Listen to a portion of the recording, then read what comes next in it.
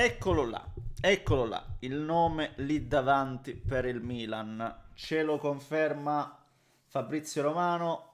Voglio fare anche due complimenti a sto ragazzo, non è che ha bisogno delle mie avance, chiamiamolo così, però mentre tutti gli altri, no, parlavano di visite mediche, Harder di qua, di là, l'unico che non aveva affondato era stato lui e il primo a tirare fuori la notizia su un Nkunku, sempre lui. Segno che veramente ormai ha dato una pista a tutti, cioè è una roba clamorosa, senza togliere nulla agli altri, ognuno fa il suo lavoro, lo fa anche bene, ci mancherebbe. Ma lui sta dimostrando proprio di essere di un'altra categoria. Bravissimo, complimenti a lui, veramente. Ma detto ciò, un Kunku. E ragazzi, qua sono tante le cose da dire. Ragazzo interessante.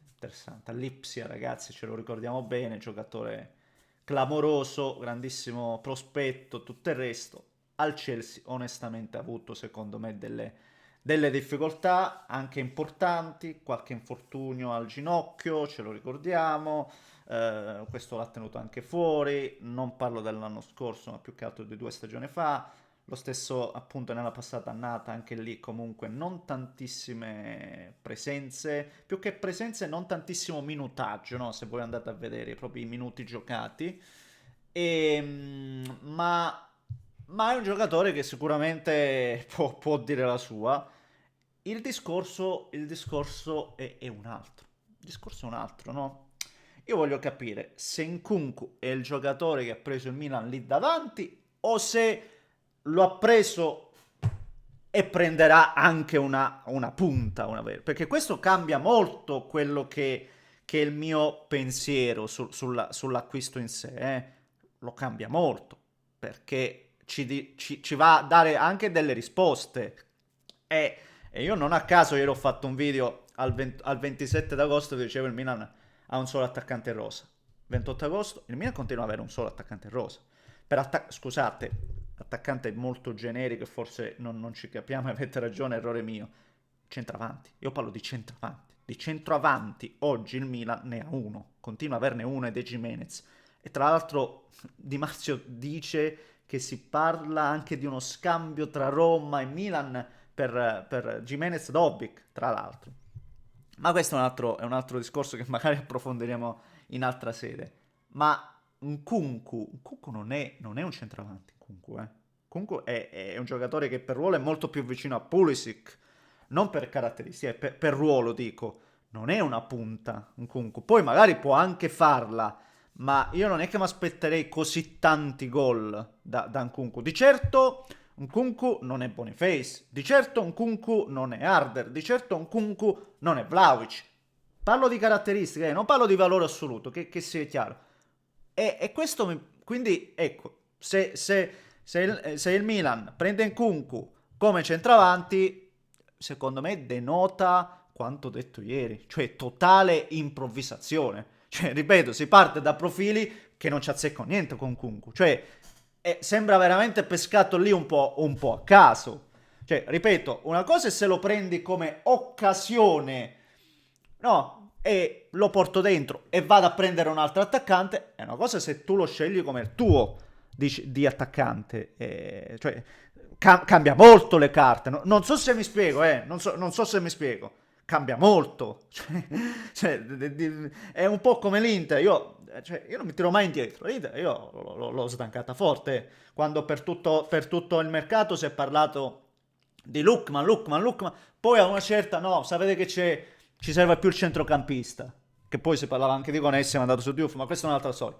È qui un po' il Milan. Cioè, a parte che il Milan ne ha proprio bisogno numericamente di un centravanti. E quindi in ogni caso presentarsi solo con Jimenez, Nkunku o non Nkunku, mi sembra sempre poco.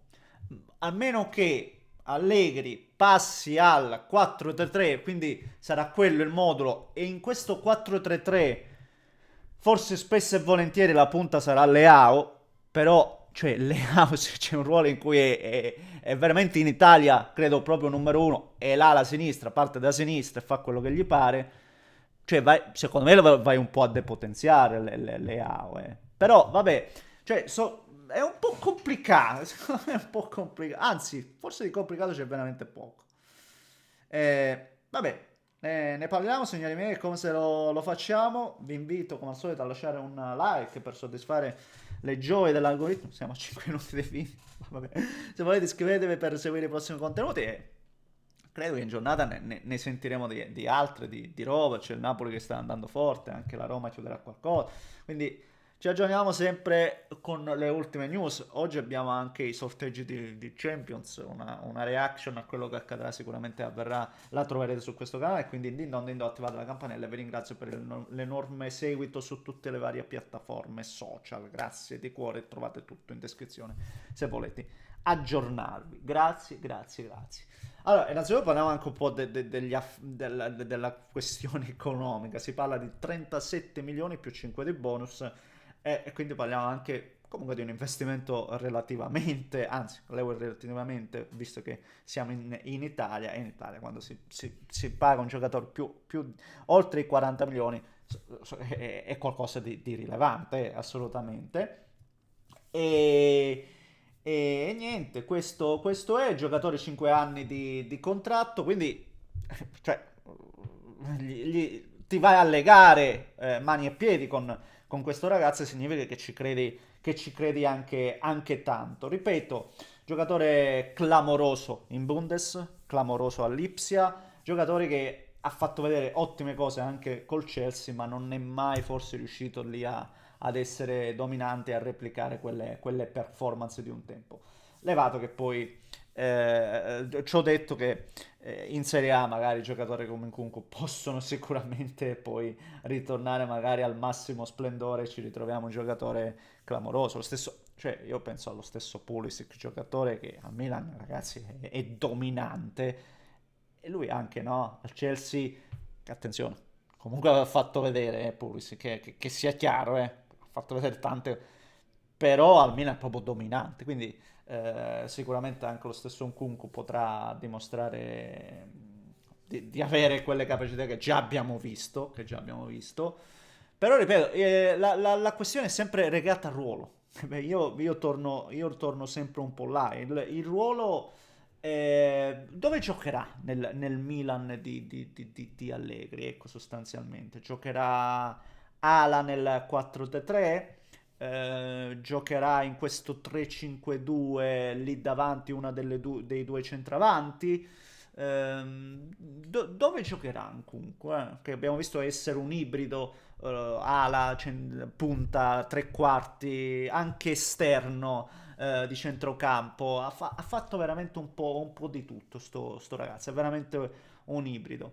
Questa è la domanda, dove giocherà? E ribadisco, per me al Milan continua a mancare un centravanti. Cioè, questo è il discorso. Io continuo a considerare il mercato del Milan molto molto arrangiato, molto arrangiato. Cioè con giocatori buttati lì anche un po', ripeto, non seguendo una linea, perché se Nkunku davvero è l'attaccante scelto da Milan, Nkunku non c'entra niente con i nomi che abbiamo fatto poco fa, non c'entra niente. Se poi ribadisco, Nkunku è un giocatore in più, è un talento in più che butti dentro, ma l'attaccante lo andrai comunque a prendere, allora io alzo le mani e dico, caspita, il Milan si è permesso di prendere Nkunku e va a prendere anche l'attaccante. Allora lì cambia tutto il discorso, che sia chiaro, ma ad oggi continuo a vedere il mercato del Milan molto, molto, molto confusionario. Questo è quello che mi sento di dire. E niente ragazzi, aggiorniamoci più avanti. Sì, sì, ditemi sostanzialmente anche la vostra sul ragazzo, sul ruolo al Milan e sul mercato del Milan in generale. Vi aspetto in tanti sotto nei commenti. Un grande abbraccio, Daneschi.